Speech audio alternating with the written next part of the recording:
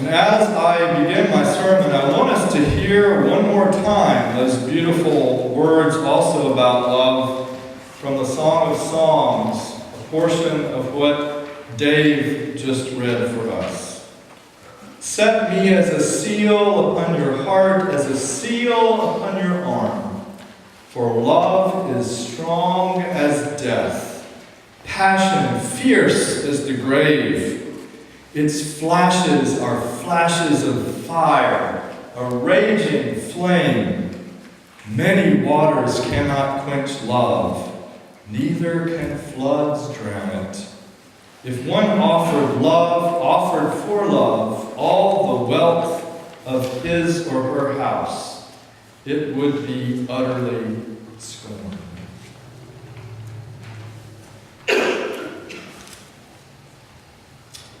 Friends, perhaps you, like me, were captivated this week by the National Basketball Association press conference. I know you're surprised to hear me say that.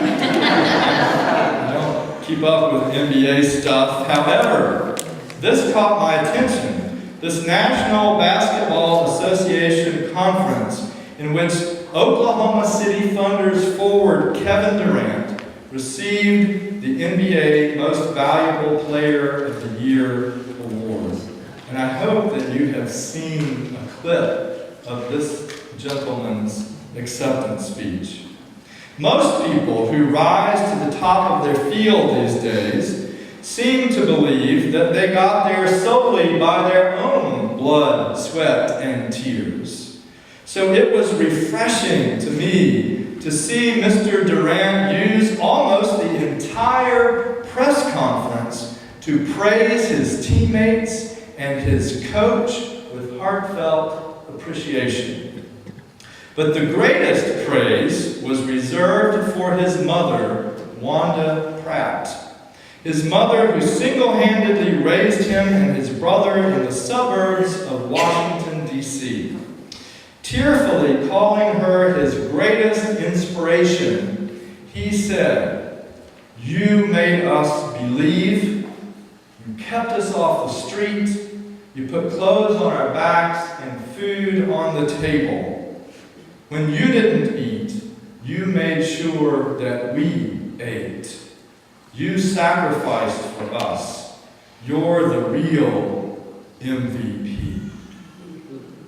And there shouldn't have been a dry eye in the house if there was.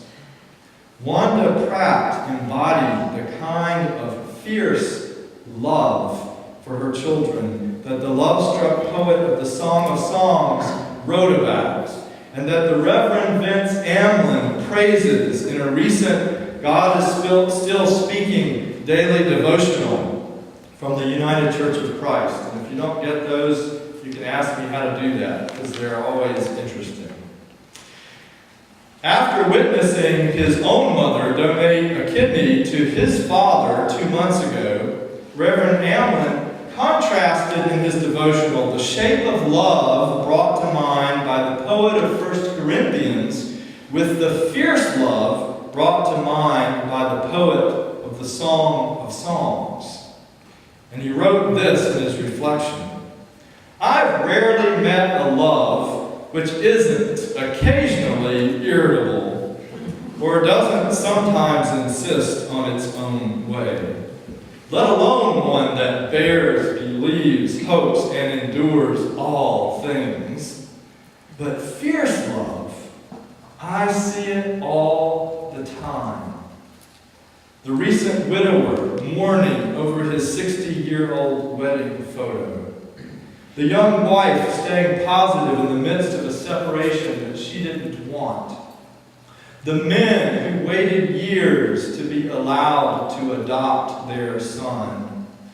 The partner who has become more caregiver than lover. The couple staying home for the weekend to sit beside their dog in his final days. Maybe you're looking for a love that is never envious or boastful or arrogant or rude. I want a fierce love, a raging flame as strong as death, it may be that these two shapes of love are not actually mutually exclusive, but like Vince Amlin, I'm captivated by this fierce love that is more passionate and more challenging.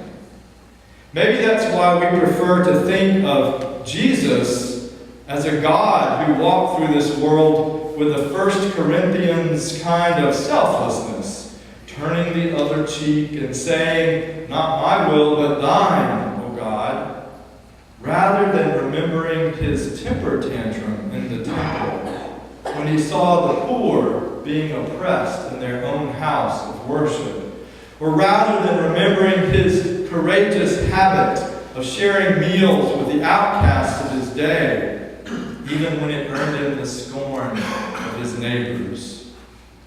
Perhaps the less passionate love is also less challenging.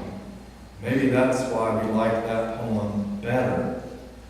But don't get me wrong. By praising fierce love, not endorsing violent responses to the evils of this world, violence is always a less than fully loving response.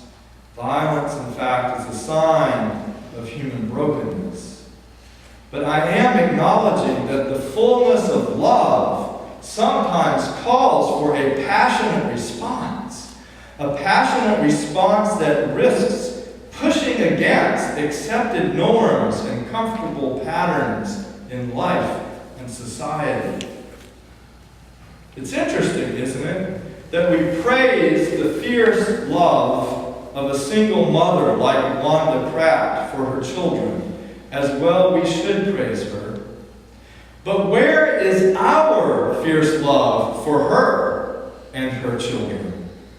Where is our fierce love when it comes to shaping public policy that puts mothers and single parents in this place?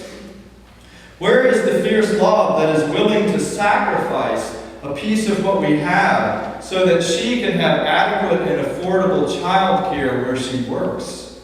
Where is our fierce love that demands that she be paid equally with her male peers in the workforce?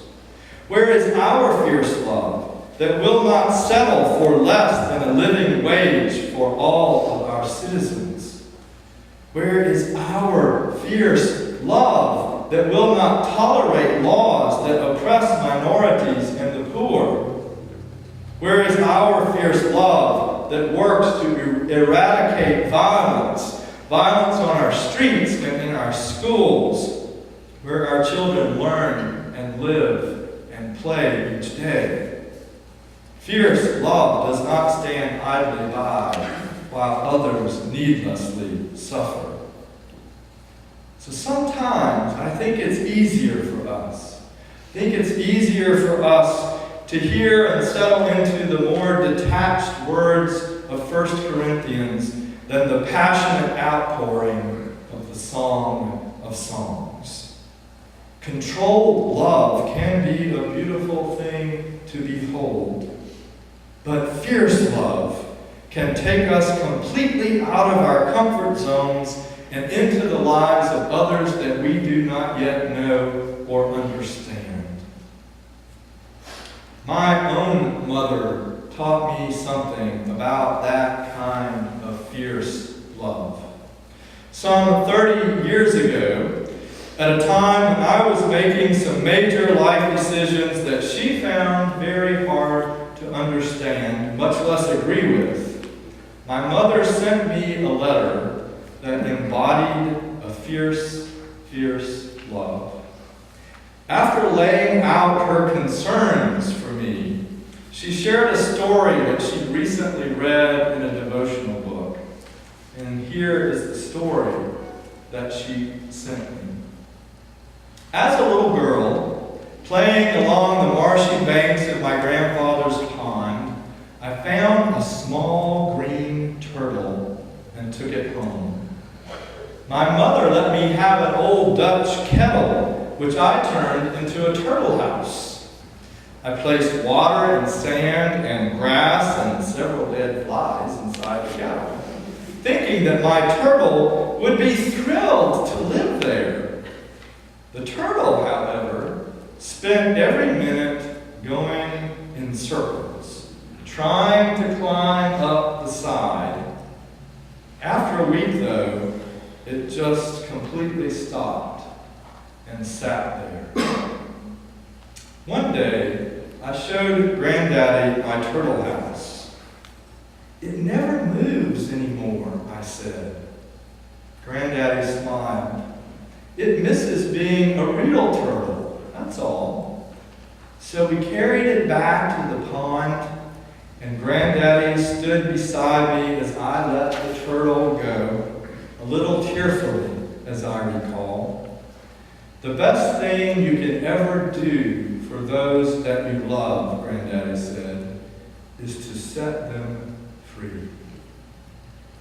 That moment, those words, Granddaddy's face looking over the stillness of the pond, all of it was so vivid that now, when I start building turtle houses for other people to live in, imposing on them my own vision of what their world should be, confining them to live within my expectations, I often remember the best thing I can do for those that I love is to set them free to be themselves.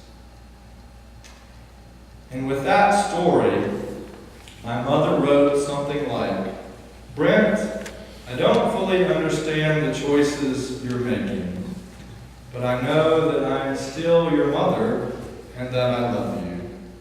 And I am coming to know that the best thing I can do for you is to set you free to be yourself." That, my friends, is fierce love. That is the same love that God has for each and every one of us. And that is the same love that God calls us to have for one another. So, let us love. Amen. Amen.